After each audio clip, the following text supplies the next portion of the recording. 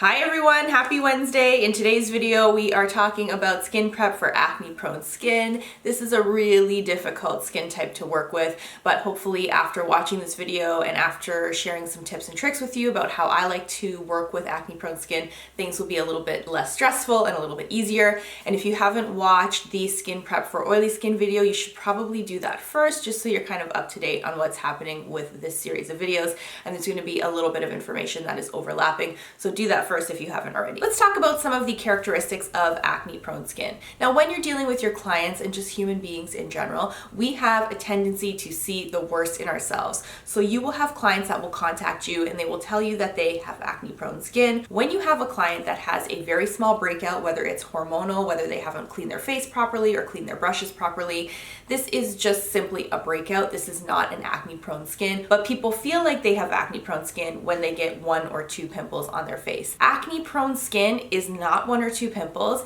It's a breakout across a large section of the face. You can have people with breakouts across the forehead, most commonly along the jawline. You'll see it on the neck, on the chest. It can also be on the back as well. This is what we are talking about when we are referring to acne-prone skin. You will have clients that have scarring. So whether it's discoloration, whether it's an indentation in the skin, your clients with acne-prone skin will have cysts on their face maybe. They'll have pimples that are very deep under the skin. They will have blackheads as well. That is the type of skin that we are talking about and referring to in this video. Let's get into some of the tips and tricks and things that are important to remember when you have a client in your chair that has acne-prone skin. The first thing that you need to be prepared for is that people that have acne-prone skin sometimes can be feeling very self-conscious about it. They will show up to their makeup application with makeup already on their face just because they don't feel comfortable or confident enough to go out into the real world without their skin covered in something. This is a very common thing. This is something that you need to be prepared for,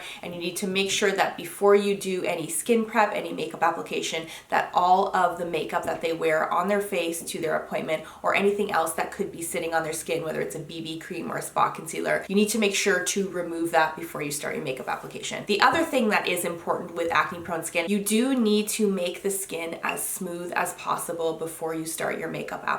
And there are a couple different ways to do this. First thing that you're going to want to look at on the skin is to see if there are any dry, flaky patches of skin. It's important to make sure that you lightly exfoliate these areas before you begin. Now, we have to be very careful with acne-prone skin. Sometimes if the client is on medication for their skin, the skin can be very sensitive, it can be very thin, and sometimes it's going to be a little bit more difficult to exfoliate the areas. So just something as gently as using a little Q-tip with Bioderma on it just to spot exfoliate some of the loose pieces of skin. The other thing that you need to be aware of is that usually people with acne-prone skin are very well educated in terms of what is right and wrong for their skin types. If you have somebody that is experiencing a breakout, or even you're experiencing a breakout on your face, sometimes exfoliating the skin can kind of move bacteria around the face, causing even more breakout in the future. So we want to avoid this. It's a little bit challenging with this skin type, but do your best to just very gently exfoliate with something that can be thrown out. So you use a Q-tip once,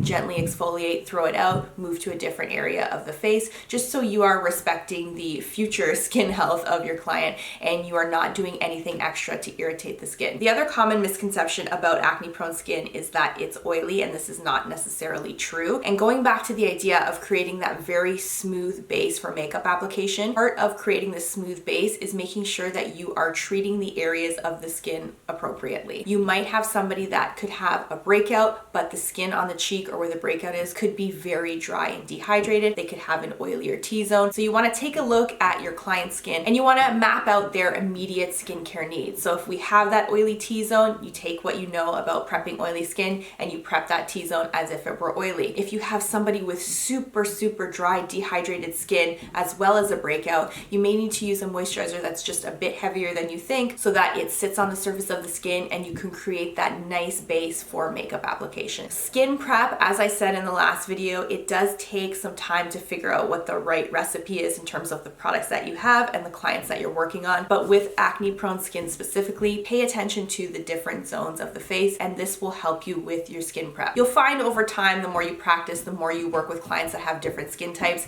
if you treat the skin in zones, but you understand how to treat each skin type, you'll be able to really quickly and effectively prep your client's skin for makeup application. Let's move on to some makeup application tips for acne prone skin. Before we get into this section, I have to remind you that with acne prone skin, less is always more. I know because of social media, because of YouTube makeup tutorials, we are told through this type of media that we need to cover acne prone skin with a very thick layer of makeup. This is not going to work for you when you have a client that is getting married or attending a wedding or is in a bridal party and they have a 10 to 12 hour day ahead of them. This caked on layering concealer and foundation and multiple layers of makeup is not going to work in your favor when you are dealing with clients that are existing in the real world. A lot of makeup on the skin is going to cake, it's going to move around, it's going to look horrible by the end of the day. So that technique is not going to do you any favors. So I would advise you to not assume that you just need to cover to make things look better. You need to be a little bit more skillful with your makeup application when you are dealing with somebody that has an acne prone skin. Something else that's really important to keep in mind is that when you're dealing with an acne prone skin, you are dealing with skin that has a lot of texture. Your client is going to assume that if you cake on a ton of makeup,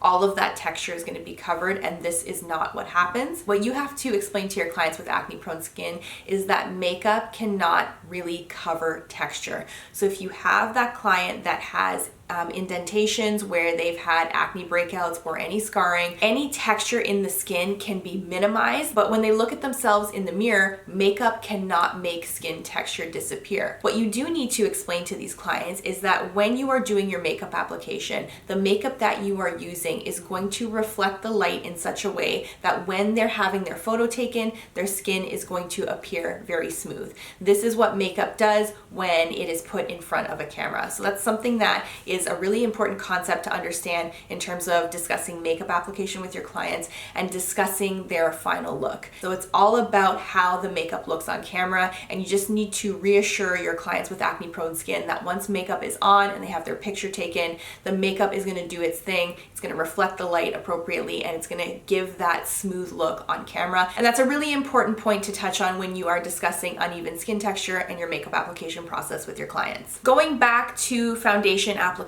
less is going to be more, and just like your skin prep, you're going to attack the acne prone skin in zones.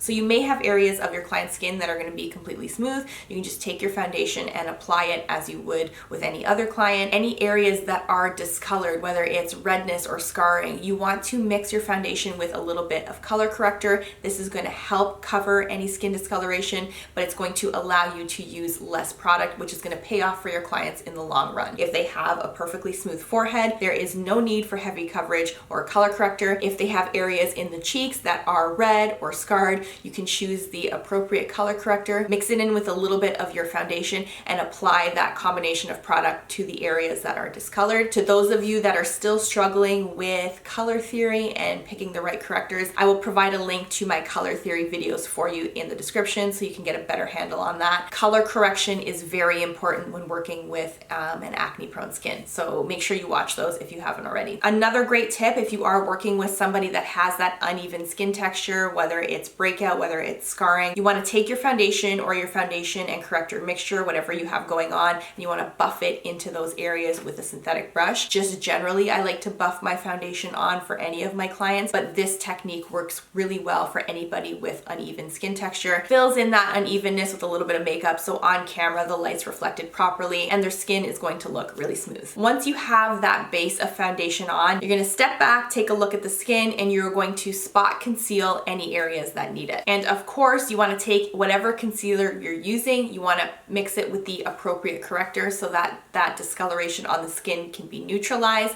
And again, using that concealer foundation with corrector minimizes the amount of product that you actually need on the skin. This is going to be really great for your client in the long term. On acne prone skin or on anybody that's experiencing a breakout in that area, I like to use concealers and correctors that are a little bit thicker, drier, drier and stickier in texture, if that makes any sense. The really fluid, liquidy concealers for me don't stick as well to the irregular skin that is in that area where there is a breakout. So I like to use something that is a little bit thicker and a little bit drier in texture. And this is why I always say I like to try before I buy, especially when I am investing any money into my kit. With concealers, I really like the MAC concealer. I've blogged about this before. And when I'm not using the MAC concealer, I do like to use the Cinema Secrets, just personally in my kit for people that have acne prone skin, because I find it just sticks really well to the skin. If you are struggling with covering up areas of breakout, you may want to try switching up the type of concealer that you're using and maybe use something that's a little bit heavier and has that stickier texture so it really adheres well to the skin. In terms of setting powder, this is a really important step in your makeup application with acne prone skin. The choice of setting powder is going to be determined by a number of things. It's going to be determined by your client's skin type, the makeup that you're using, the finish that you want. But just remember that when you are setting the foundation and concealer that you've worked so hard on with your acne prone skin, you want to have a light hand. Heavily buffing on setting powder is going to move your foundation and concealer all over the place, and it's going to erase all the hard work that you've put in on your acne prone skin. So have a very light hand. With some products, sometimes having a little bit of powder on a powder puff that you can press into the skin very gently works really well. You have to experiment and try different things. For me personally, I like to use a smaller, fluffier brush with a little bit of powder, and I will lightly buff it in smaller areas, so I'm not doing those large sweeping motions across the face. That works best for me. Definitely have a light hand when you are applying any setting powder. If you want to press the powder into the skin, you can. If you just want to use a fluffier brush that is very light on the skin, you should. You don't want to move any of the foundation and concealer and corrector that you've already put down on the skin. This is also something that you need to be really cautious of when you are touching up. I see people go in and touch up acne prone skin and they're being very aggressive and quick with their touching up. This motion with the brush and a little bit too much pressure can cause the makeup to move, especially if they are acne prone with oily skin. Underneath the makeup, they're gonna have a layer of that oil starting to build up throughout the day. This is gonna kind of make the makeup a little bit more slippery on top. So when you go to touch up, if you have too much pressure or you use the wrong brush, it's going to move the makeup right off the face, and then you are going to have a huge problem on your hands. So be very cautious when you are touching up. Try to absorb any oil first with a light hand, with a powder puff, just pressing the oil off the skin if they are somebody that has that oily combination skin type. So very light hand so you don't disturb what's happening